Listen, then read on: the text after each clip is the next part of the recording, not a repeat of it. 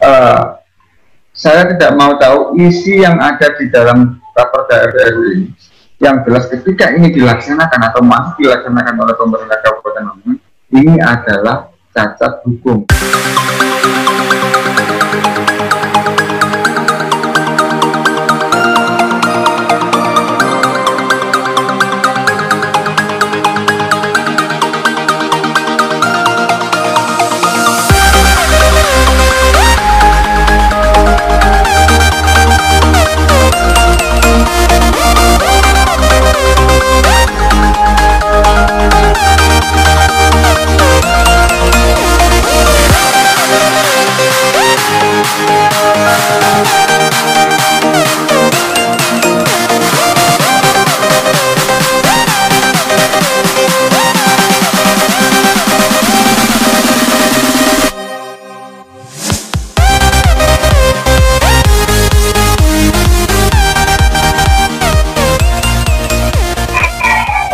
Terkait dengan Raperda RT RW yang sudah beberapa kali menjadi permasalahan,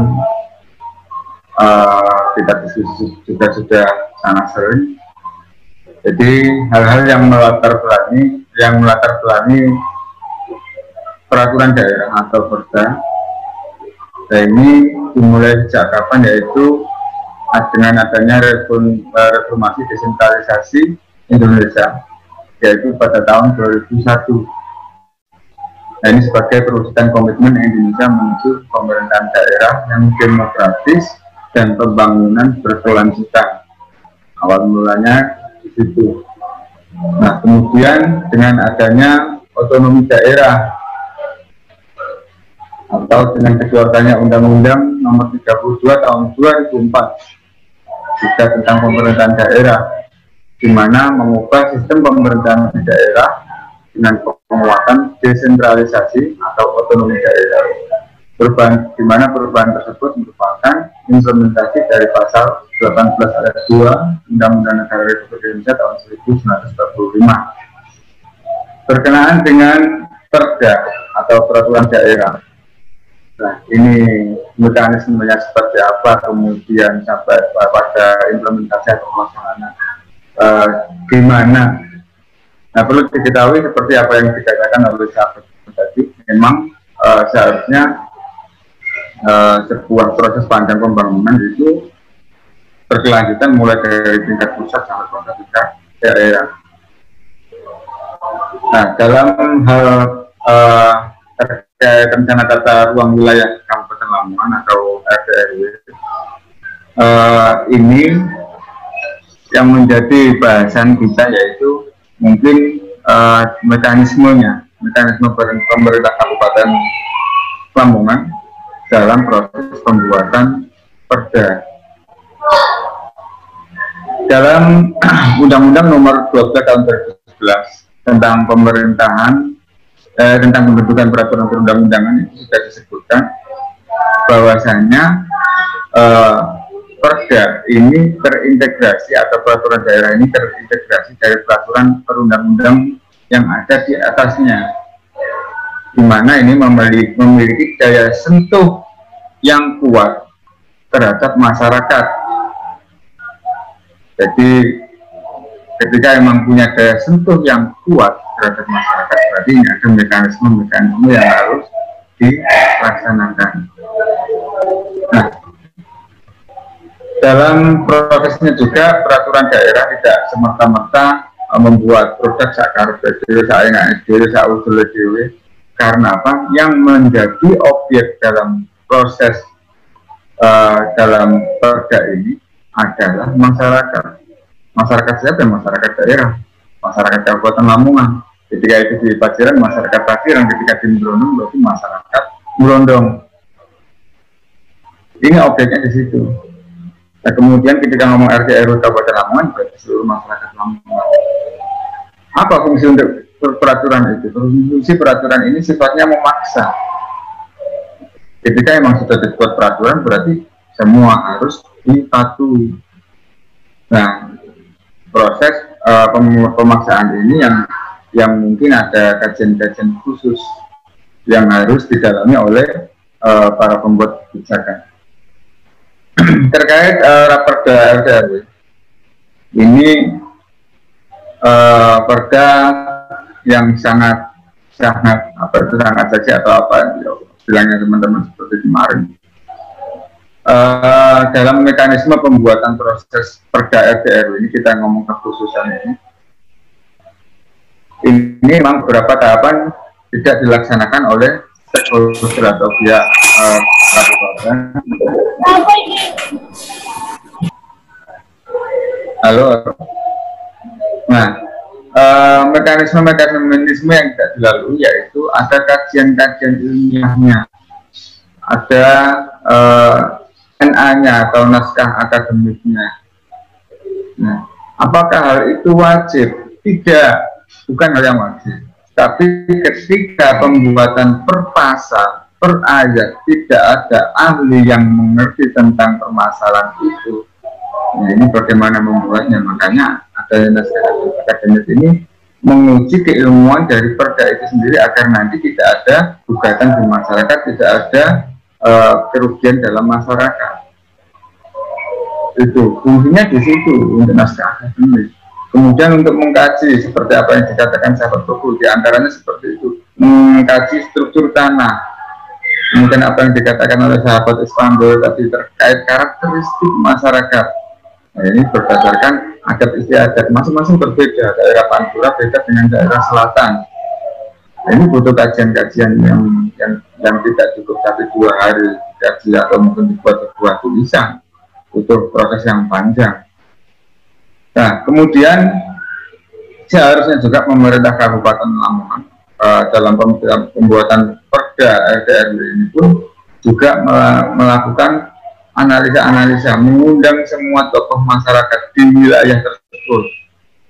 Ini gimana? Ini mau dibuat industri di daerah sini. Ini seperti itu. Kemudian masyarakat tinggal seperti apa?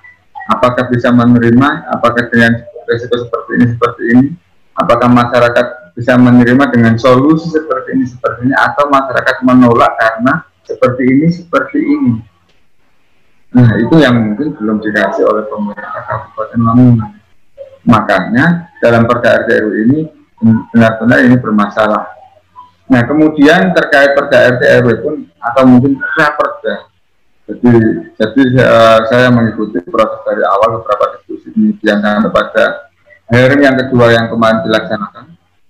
Jadi di hearing tersebut dalam kesepakatan itu semua pun menolak untuk meneruskan atau menunda untuk pelaksanaan atau mungkin untuk digedoknya perda RT/RW ini. Karena apa? Karena seperti yang juga bolak-balik yang saya sampaikan, bahwasanya di perda yang lama ini, perda RT/RW yang lama ini masih berlaku. Ini masih berlaku sampai pada tahun 2031, perda nomor 15 tahun 2011. Ini masih berlaku. Nah, kemudian ketika ada perda yang baru atau mungkin perda yang baru yang akan direncanakan oleh pemerintah Kabupaten Lamongan ini pun seharusnya ketika ini memang mau dibahas, seharusnya ada, bukan seharusnya ini wajib ada draft perubahannya. Nah, apakah pemerintah Kabupaten Lamongan menyampaikan atau menunjukkan perubahan ini? Tidak ada sama sekali.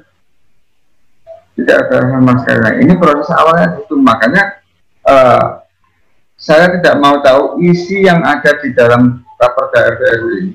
Yang jelas ketika ini dilaksanakan atau masih dilaksanakan oleh pemerintah Kabupaten Lamongan, ini adalah cacat hukum, dan ketika nanti menjadi produk hukum harus batal demi hukum karena mekanismenya tidak dilalui.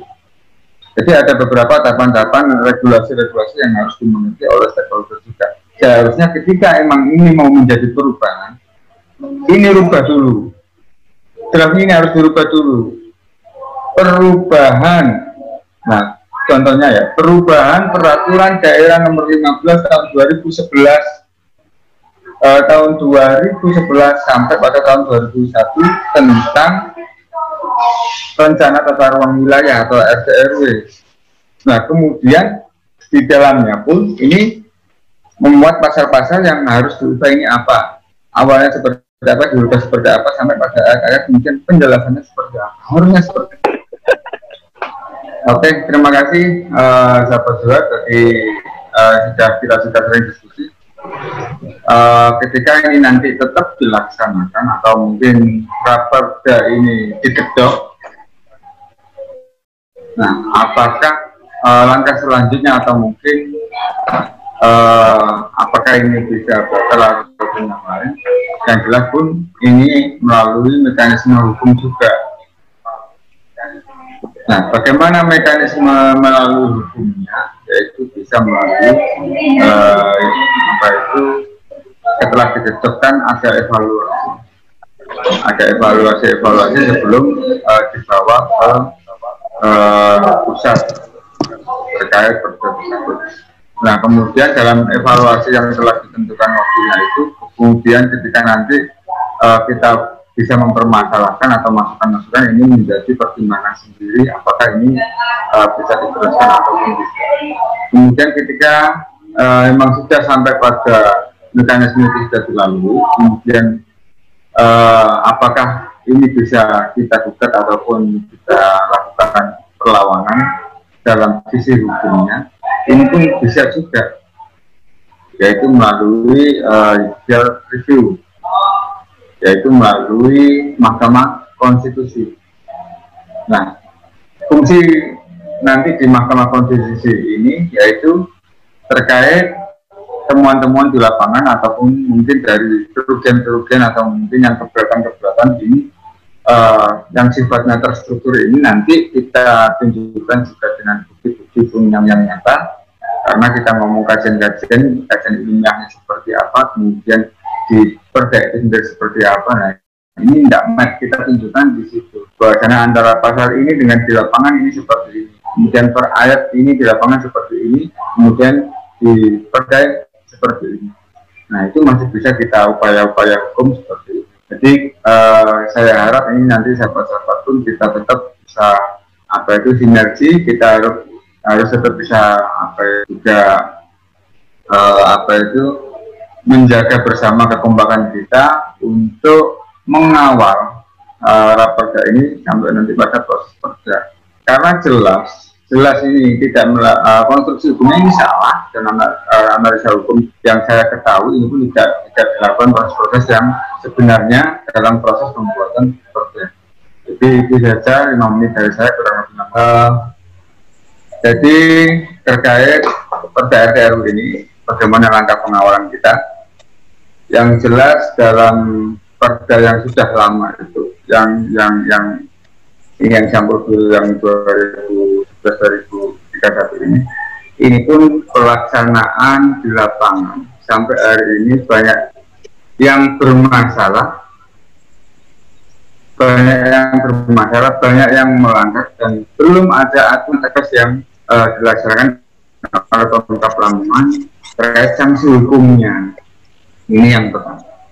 Nah, kemudian seperti yang dikatakan juga oleh sahabat Ibu, jadi ada KLHS, ada pun yang lain. Jadi memang bukan ketika kita ngomong menolak sebuah kajian hukum dari produk hukum, bukan hanya ngomong KLHS saja ataupun nanti pada apa itu akademik, tapi juga ada kajian-kajian terkait peraturan yang ada di atasnya. Yaitu ada Undang-Undang Nomor 32 Tahun 2009. Ini yang terkait perlindungan pengelolaan lingkungan hidup, ini juga harus diperhatikan. Kemudian ada juga ketika PP nomor 52 ini juga terkait mengenai telekomunikasi, ini juga harus menjadi perhatian juga, karena itu banyak yang tidak sinkron juga di proses pembuatannya. Kemudian izin lingkungan di PP nomor 27 ini juga. Nah, jadi ini memang bukan hanya sampai 2-3 hari kita nggak cukup untuk apa itu menelaah, mengkaji ataupun yang lain. Makanya ini butuh proses yang panjang ketika memang ini nanti tetap ditetapkan oleh pemerintah Kabupaten Lamongan, ini akan jadi permasalahan yang besar. Nah, kemudian siapa yang patut disalahkan sekarang seperti itu yang menjadi apa itu pemikiran kita bersama, siapa yang patut disalahkan dalam digedoknya RDRU nanti, ini siapa yang harus disalahkan? Yang paling bersalah di sini adalah bumper perda. Ini yang paling harus disalahkan. Karena apa? Ketika semua produk hukum, baik itu dari eksekutif maupun legislatif, berupa usulan, ini pertama, produk-produk hukum, ini larinya kemana? Yaitu ke bumper perda. Masuk ke meja bumper perda, semua dikaji. Nah, ketika ini tidak sesuai di lapangan, atau mungkin ada tahapan-tahapan yang tidak dilalui, harusnya ini harus dikembalikan kepada eksekutif. Nah, tapi kenyataannya apa? Ini dibahas, berarti bekerja mengesahkan atau menerima apa itu dari perda yang telah dibuat oleh eksekutif. Ini yang patut disalahkan di situ. Jadi kita di sini bukan terus nanti seolah-olah kita menyalahkan ketua pansus atau lain, tapi yang jelas ketua pansus itu harus bertanggung jawab. Dan yang patut disalahkan itu adalah bumper perda. Ketika dari bumper perda ini tidak sesuai, ini analisa hukumnya mana, ini keadaannya mana, nah ini bisa dikembalikan kepada eksekutif. Lengkapi dulu semuanya ini. Setelah lengkap bawa ke sini lagi. Dan ketika itu berada di meja bumper perda itu tidak cukup 1-2 juga, itu sudah lama bulan-bulan yang begitu. Dan mengapa bumper perda melaksanakan ini untuk dibahas. Nah ini yang ketika kita mengkaji kok bisa sampai masuk bahasan ini seperti apa. Nah kemudian langkah konkret apa kita NGO ataupun dari teman-teman sahabat-sahabat BMI yang lain dalam mengawal ini, yang jelas kita sesuai dengan yang saya bicarakan ini, kita terus dalam satu barisan, kita terus dalam satu komando. Nah, melalui IKBMI, sahabat hukum bisa tidak memberikan nasihat-nasihat yang bisa diberikan pada sahabat-sahabat yang lain. Kemudian melalui ketua IKBMI juga seperti itu, kita tetap menghormati komando yang ada di pucuk pimpinan kita masing-masing karena kita pada dari organ yang sama. Kita tetap kawal itu, kita tetap kajian-kajian itu. Silahkan membuat satu keputusan yang menjadi keputusan kita bersama. Entah itu nanti metodenya seperti apa, perlawanannya seperti apa, kalaupun ada perlawanan, kalau memang diamnya ya sudah kita diam saja.